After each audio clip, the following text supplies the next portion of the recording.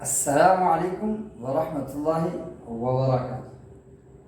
آج ہم سبق پڑھ رہے ہیں نورانی قاعدات تختی نمبر 5 تنوین۔ پہلے ہم پورا آج اس تختی کو آج کے سبق میں سمجھیں گے۔ تنوین کسے کہتے ہیں؟ دو زبر،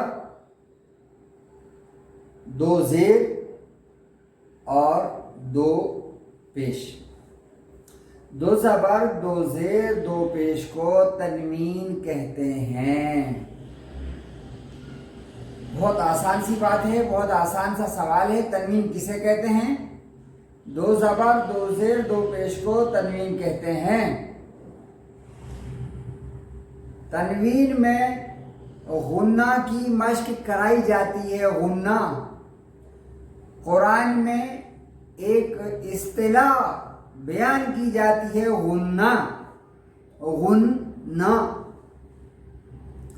وہ غنہ کیا ہے؟ غنہ ناک میں آواز چھپانے کا نام غنہ ہے۔ غنہ ناک میں آواز چھپانے کا نام ہے۔ تو تنوین میں غنہ کی مشق بھی کرائی جائے گی، جیسے من۔ دیکھیں، میں نے جو آواز من کے بعد جو لمبا کیا اس کو ناک میں آواز دی تو پڑھا من، یہ غنہ ہے۔ اب ہم سمجھتے ہیں دو زبر کہاں ہوتی ہے، دو زیر کہاں ہوتی ہیں اور دو پیش کہاں ہوتے ہیں۔ دیکھیں، یہ میم ہے، میم، یہ شکل بھی میم کی ہے۔ دو زبر اوپر، دو زبر اوپر، دو زیر نیچے اور دو پیش اوپر۔ دو زبر، دو زیر، دو پیش، یہ ایک حرف ہے میم کا۔ بہت آسان سا سمجھنا ہے۔ حرف کے اوپر دو زبر، حرف کے نیچے دو زیر، حرف کے اوپر دو پیش، جیسے میم دو زبر من۔ پہلے تو دو زبر ہے، پھر ہم نے غنہ کی مشق بھی کی اس میں۔ غنہ کیا ہے؟ من، ناک میں آواز چھپانا، من، من، من، ٹھیک ہے۔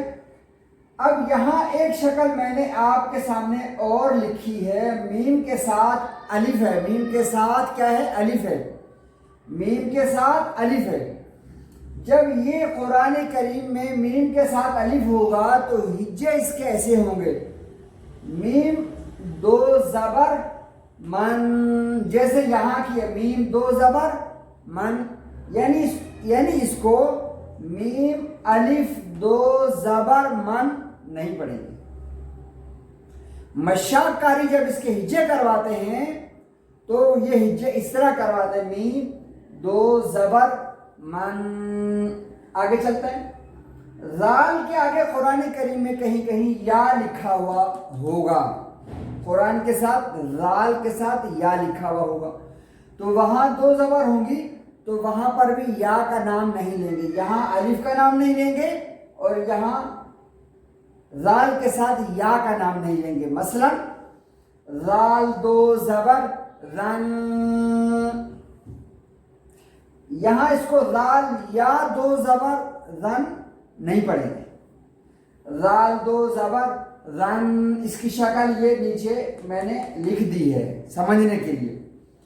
آگے ایسے ہی دال کے آگے یا اگر لکھی بھی ہو قرآن کریم میں تو اس کے ہجے بھی دال دو زبر دن، اس کی شکل میں نے یہاں لکھ دی ہے۔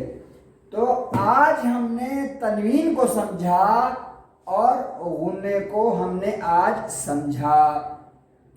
غنہ ناک میں آواز چھپانے کا نام، تنوین دو زبر دو زیر دو پیش کو کہتے ہیں، اور غنہ کی مشق کرائی جائے گی اور غنہ ناک میں آواز چھپانے کا نام ہے۔